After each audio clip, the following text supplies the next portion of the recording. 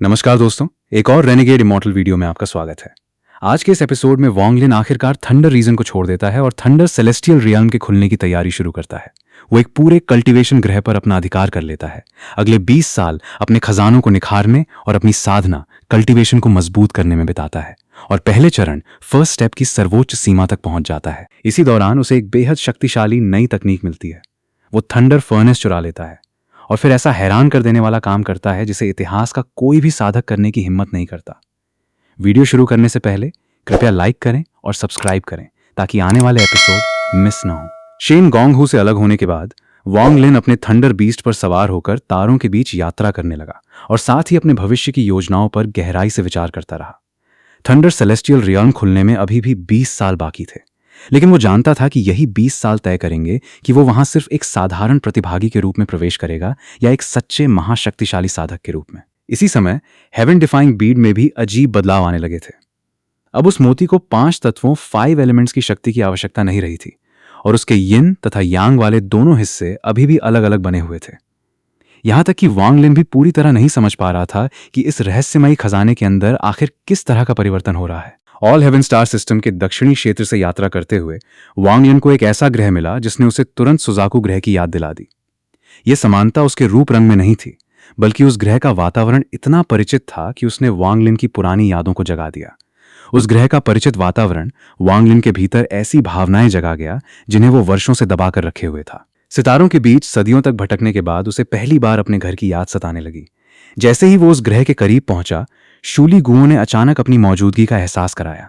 कई वर्षों तक सेलेस्टियल स्वॉर्ड के भीतर रहने के बाद उसने गर्व से बताया कि उसने प्राचीन तलवार की मंशा एंशिएंट स्वॉर्ड इंटेंट पर पूरी तरह अधिकार कर लिया है और पहले से कहीं अधिक शक्तिशाली बन गया है। उसका आत्मविश्वास इतना बढ़ गया था कि उसने इशारों इशारों में ये तक कह दिया कि अब वांग लिन को उसका सम्मान अपने से ऊंचा मानकर करना चाहिए। लेकिन वांग लिन ने हमेशा की तरह जवाब दिया।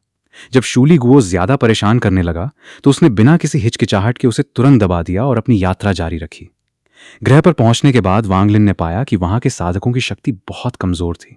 सबसे शक्तिशाली साधक भी केवल नैसेंट सोल स्तर तक ही पहुंचा था। वहां सोल फॉर्मेशन स्तर का एक भी विशेषज्ञ मौजूद नहीं था। यही कारण था कि वो ग्रह वांग लिन की योजना के लिए बिल्कुल उपयुक्त था। आखिरकार उसने उस ग्रह के सबसे ऊंचे पर्वत होंगयांग पीक को अपनी साधना का स्थान चुना। वहां उसकी मुलाकात ज़ैंग शिनहाई से हुई, जो ज़ैंग परिवार का वृद्ध मुखिया था। उसकी आयु लगभग पूरी हो चुकी थी और वो अपनी मृत्यु की प्रतीक्षा करने के लिए उसी पर्वत पर आया था। लेकिन जैसे ही उसने वांग लिन को देखा, उसे तुरंत समझ आ गया कि उसके सामने ऐसा व्यक्ति खड़ा है जिसकी शक्ति उसकी समझ से कहीं परे है। वांग लिन ने बस हाथ का एक हल्का सा इशारा किया और उस पर्वत पर अनगिनत वर्षों से जमा हुई मृत्यु की आभा डेथ ऑरा को पूरी तरह समाप्त कर दिया। देखते ही देखते पूरा पर्वत फिर से जीवंत हो उठा। ये चमत्कार देखकर ज़ैंग शिनहाई पूरी तरह स्तब्ध रह गया।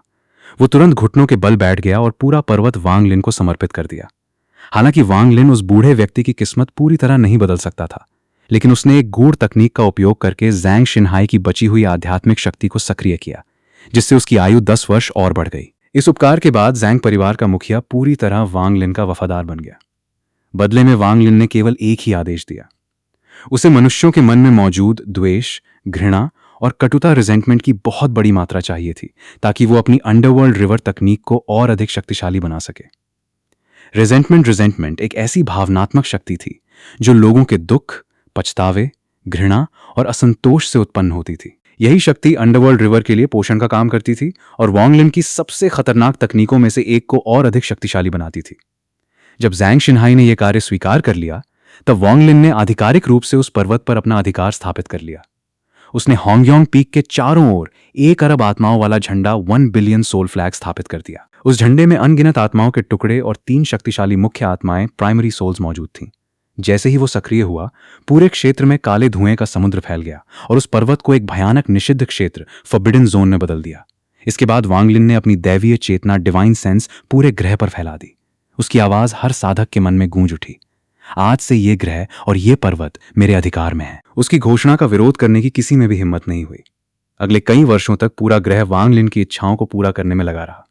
साधक विभिन्न मानव राज्यों में जाकर जहां जहां भी लोगों के मन में द्वेष, रिजेंटमेंट मिलता, उसे इकट्ठा करने लगे। इस बीच वांग लिन होंगयांग पीक पर रहकर साधना करता रहा। उसने पर्वत और वहां की नदी को फिर से ठीक किया तथा क्षतिग्रस्त सेलेस्टियल पर्वत को भी पुनर्स्थापित कर दिया। इसके बाद उसने उस रहस्यमयी मुकुट का अध्ययन किया जिसमें लाल तितलियां और नीला गुलाब जुड़े हुए थे। लेकिन सबसे महत्वपूर्ण बात यह थी कि तीसरे चरण थर्ड स्टेप के मार्ग को देखने के बाद उसने अपनी साधना के रास्ते पर दोबारा विचार करना शुरू कर दिया। उस अनुभव ने उसकी सोच पूरी तरह बदल दी। जो तकनीकें पहले उसे पूर्ण लगती थीं, अब उनमें उसे कई कमियां दिखाई देने लगीं। उसके सभी खजानों में से एक वस्तु ने उसका सबसे अधिक ध्यान खींचा, सोल लैशर, सोल लैशर। दूसरे खजानों के विपरीत सोल लैशर का संबंध कारण और परिणाम, कॉज एंड इफेक्ट से था। चूंकि वांग लिन का कर्मा डोमेन लगातार विकसित हो रहा था, इसलिए यह खजाना पहले से कहीं अधिक महत्वपूर्ण बन गया। लंबे समय तक गहराई से विचार करने के बाद वांग लिन ने अपने कर्मा डोमेन के एक हिस्से को सोल लैशर के साथ मिला देने का निर्णय लिया। यह एक बेहद साहसी फैसला था। अधिकांश साधक अपनी साधना की नींव में ऐसा बड़ा बदलाव करने से पहले हिचकिचाते, लेकिन वांग लिन आगे का रास्ता पहले ही देख चुका था। वो सभी जोखिमों को समझता था, फिर भी बिना किसी डर के आगे बढ़ गया। समय बीतता गया और सोल लैशर धीरे धीरे बदलने लगा। अब वो केवल एक साधारण खजाना नहीं रहा, बल्कि वांग लिन के कर्मा डोमेन का विस्तार बन गया। अब उसके हमले केवल आध्यात्मिक शक्ति पर आधारित नहीं थे, बल्कि उनमें कर्मा की शक्ति भी शामिल हो गई थी। इसी दौरान शूली गुओं का घमंड लगातार बढ़ता गया। प्राचीन तलवार की मंशा, एंशिएंट स्वॉर्ड इंटेंट को पूरी तरह आत्मसात करने के बाद उसे यकीन हो गया कि वो आखिरकार वांग लिन से भी अधिक शक्तिशाली बन चुका है। एक दिन उसने खुलेआम अपने ही स्वामी वांग लिन को चुनौती दे दी। जैसे ही वो बाहर निकला, शूली गुओं ने खुलेआम अपने गुरु वांग लिन को चुनौती दे दी। जैसे ही वो स्टोरेज बैग से बाहर निकला, उसने अपनी जबरदस्त तलवार ऊर्जा, स्वॉर्ड एनर्जी छोड़ते हुए सीधे वांग लिन पर हमला कर दिया। लेकिन उसकी बदकिस्मती थी कि तब तक वांग लिन सोल लैशर और कर्मा डोमेन का प्रारंभिक विलय फ्यूजन पूरा कर चुका था। उसका परिणाम तुरंत दिखाई दिया। शूली गुओ स्वयं एक विशाल तलवार में बदल गया और पूरी ताकत से वांग लिन की ओर बढ़ा। लेकिन सोल लैशर ने उसके चारों ओर कर्मा, कॉज एंड इफेक्ट का एक शक्तिशाली चक्र बना दिया। अगले ही पल वो विशाल तलवार टूटने और बिखरने लगी। शूली गुओ का सारा आत्मविश्वास पल भर में गायब हो गया। उसका घमंड चकनाचूर हो गया और उसका साहस भी खत्म हो गया। कुछ ही सेकंड में वो फिर से पहले जैसा विनम्र हो गया और दया की भीख मांगने लगा।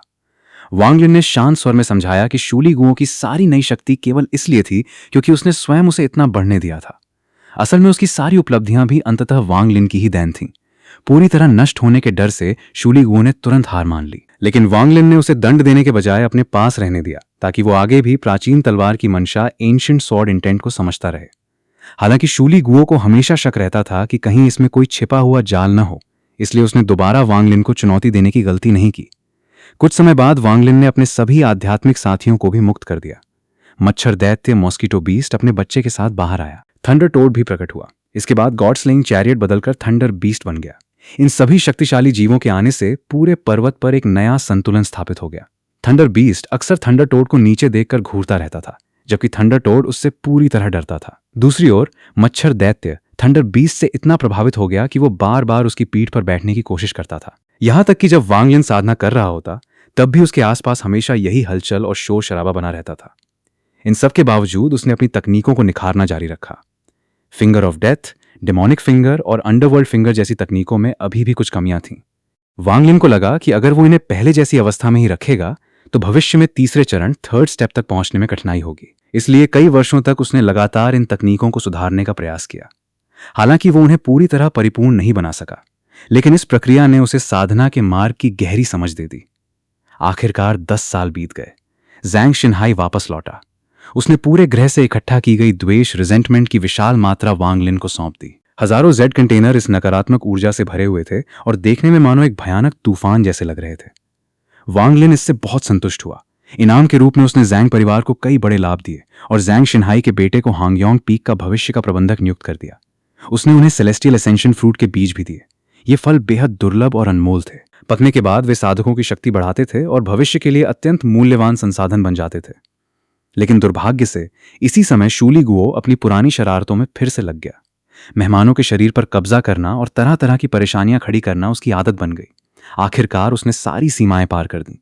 इस बार वांग लिन ने उसे तुरंत कड़ी सजा दी। उस दिन के बाद से शूली गुओ को केवल पर्वत के आसपास के एक छोटे से क्षेत्र तक ही सीमित कर दिया गया और वो अपना अधिकांश समय अपनी किस्मत पर पछताते हुए बिताने लगा। समय धीरे धीरे बीतता रहा और ज़ैंग परिवार द्वारा इकट्ठा की गई द्वेष की ऊर्जा, रिजेंटमेंट धीरे धीरे अंडरवर्ल्ड रिवर में समाने लगी। धीरे धीरे अंडरवर्ल्ड रिवर की आत्मा जागृत होने लगी। ये इस तकनीक की भविष्य की शक्ति में एक बहुत बड़ी प्रगति थी। इसके बाद वांग लिन ने चिंगलिंग ग्रह पर 18 वर्ष बिताए और अंततः उसके सभी डोमेन्स पूरी तरह पूर्ण हो गए।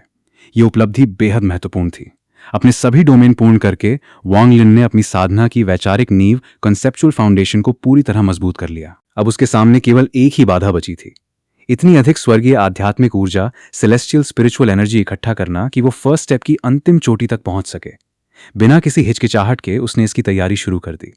उसने सेलेस्टियल जेड की सहायता से एक विशाल गठन फॉर्मेशन बनाया।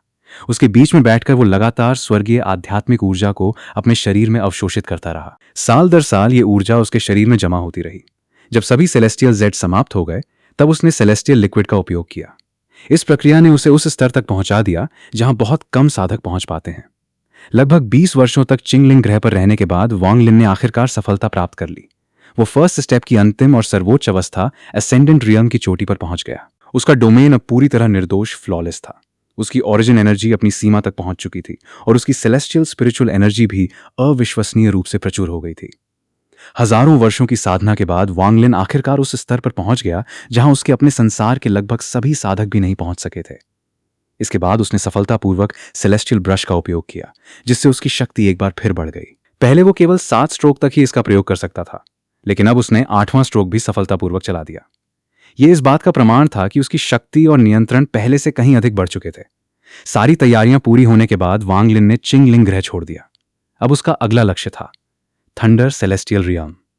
लेकिन वहां प्रवेश करने के लिए थंडर फर्नेस की आवश्यकता थी। चूंकि उसके पास ऐसा कोई फर्नेस नहीं था, इसलिए उसने एक आसान समाधान चुना। किसी से एक थंडर फर्नेस छीन लिया जाए। इसके बाद उसे एक उपयुक्त साधक परिवार मिला। वो तब तक प्रतीक्षा करता रहा जब तक वे लोग अपने आवंटित थंडर फर्नेस लेने के लिए वापस नहीं लौट आए। उस परिवार का मुखिया हाल ही में एलिसियम निर्वाणा स्तर पर पहुंचा था, इसलिए वो काफी आत्मविश्वास से भरा हुआ था। लेकिन उसकी नींव अभी भी अस्थिर थी। जब वांग लिन ने उससे थंडर फर्नेस मांगा तो उसने साफ इनकार कर दिया। इसके बाद दोनों के बीच भीषण युद्ध छिड़ गया। सेलेस्टियल गार्ड ने विनाशकारी हमले किए, जबकि उस परिवार के मुखिया ने शक्तिशाली अग्नि तकनीकों से जवाब दिया। आखिरकार वांग लिन ने सेलेस्टियल पर्वत से प्राप्त अपनी माउंटेन सोल एक्सट्रैक्शन तकनीक का उपयोग किया। इस तकनीक ने पर्वतों के सार एसेंस को निकालकर उन्हें एक भयानक आक्रमण में बदल दिया। भारी दबाव में आकर परिवार के मुखिया ने अपनी वंशानुगत शक्ति का सहारा लिया। उसके माथे के बीचों बीच एक रहस्यमयी तीसरी आंख खुल गई। उस लाल आंख में विनाशकारी हमलों को तेजी से समाप्त करने की क्षमता थी। हालांकि यह तकनीक अभी अधूरी थी, फिर भी वांग लिन ने तुरंत उसकी असली कीमत पहचान ली। उसने समझ लिया कि इस तकनीक में मूल स्रोत की ओर लौटने, रिटर्न टू द ओरिजिन की अवधारणा छिपी हुई है, जो 3rd स्टेप से जुड़ी हुई थी। थंडर फर्नेस प्राप्त करने के बाद वांग लिन ने उस परिवार के मुखिया से एक सौदा किया। उसने बदले में finger of death, demonic finger, celestial slaughter art और अन्य तकनीकें देने की पेशकश की। इनमें से विशेष रूप से सेलेस्टियल स्लॉटर आर्ट अत्यंत मूल्यवान थी। यह तकनीक स्लॉटर चीवद ऊर्जा को इकट्ठा करके उसे लाइफ सील्स में बदल देती थी, जो सुरक्षा प्रदान करते थे। पर्याप्त मात्रा में ये लाइफ सील्स लगभग अभेद्य रक्षा तैयार कर सकते थे। इस आकर्षक प्रस्ताव का विरोध न कर पाने के कारण परिवार का मुखिया अंततः मान गया। वांग लिन ने तीसरी आंख की तकनीक प्राप्त की और संतुष्ट होकर वहां से चला गया। असल में उसे लगता था कि इस सौदे में सबसे अधिक फायदा उसी का हुआ था। चिंगलिंग ग्रह पर अपने बचे हुए समय में वांग लिन ने नई प्राप्त तकनीक का गहराई से अध्ययन किया और उसकी कमियों को दूर किया। फिर आखिरकार वो दिन आ ही गया। थंडर सेलेस्टियल रियल्म खुल गया। अचानक पूरे आकाश में काले तूफानी बादल छा गए और स्वर्गीय बिजली सेलेस्टियल थंडर की एक विशाल गर्जना धरती पर उतरी। सामान्यतः सभी साधक थंडर फर्नेस की सहायता से उस बिजली के मार्गदर्शन में थंडर सेलेस्टियल रियल्म में प्रवेश करते थे, लेकिन वांग लिन ने हमेशा की तरह एक अलग रास्ता चुना। उसने अपना थंडर फर्नेस एक तरफ रख दिया और सीधे उस स्वर्गीय बिजली को निगल लिया। उसके ऐसा करते ही पूरा ग्रह जोर से कांप उठा। उस स्वर्गीय बिजली में ओरिजिन एनर्जी की अपार मात्रा मौजूद थी। उसे सीधे निगल लेने से वांग लिन को साधारण साधकों की तुलना में कहीं अधिक लाभ मिला, लेकिन इसकी कीमत भी चुकानी पड़ी। पहली बिजली ने लगभग उसके शरीर को चकनाचूर कर दिया। दूसरी बिजली ने उसे और भी बुरी तरह घायल कर दिया। फिर भी वांग लिन रुका नहीं। इसके बाद तीसरी बिजली गिरी। उसने आसपास के सभी तूफानी बादलों को अपने भीतर समेट लिया और एक भयानक भांवर वॉर्टेक्स का रूप ले लिया, जो मानो आसमान और धरती दोनों को हिला सकता था। यह देखकर स्वयं वांग लिन को भी एहसास हो गया कि इस बार स्थिति उसके नियंत्रण से बाहर जा रही है।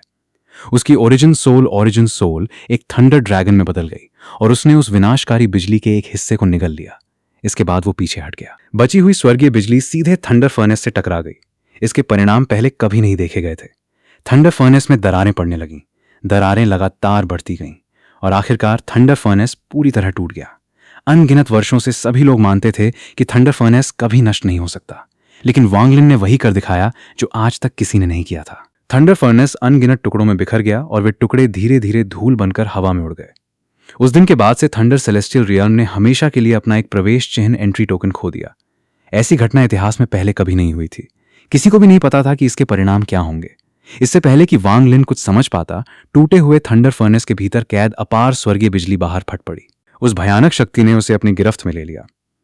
उसका शरीर अविश्वसनीय गति से अंतरिक्ष वॉइड को चीरता हुआ आगे बढ़ने लगा। थंडर सेलेस्टियल रियल्म का मार्ग तो खुल चुका था, लेकिन इस बार वांग लिन बाकी साधकों की तरह सामान्य तरीके से प्रवेश नहीं कर रहा था। उसे टूटे हुए थंडर फर्नेस के अवशेष और अपार स्वर्गीय बिजली की शक्ति आगे धकेल रही थी, इतनी शक्तिशाली कि मानो स्वयं स्वर्ग भी कांप उठे। आज के एपिसोड में बस इतना ही। अगर आपको ये वीडियो पसंद आया हो तो इसे लाइक करें, और अगर आप चैनल पर नए हैं तो सब्सक्राइब करना न भूलें। अगले एपिसोड में हम देखेंगे कि वांग लिन थंडर सेलेस्टियल रियल्म में पहुंचने के बाद क्या होता है और थंडर फर्नेस को नष्ट करने के परिणामों का सामना कैसे करता है।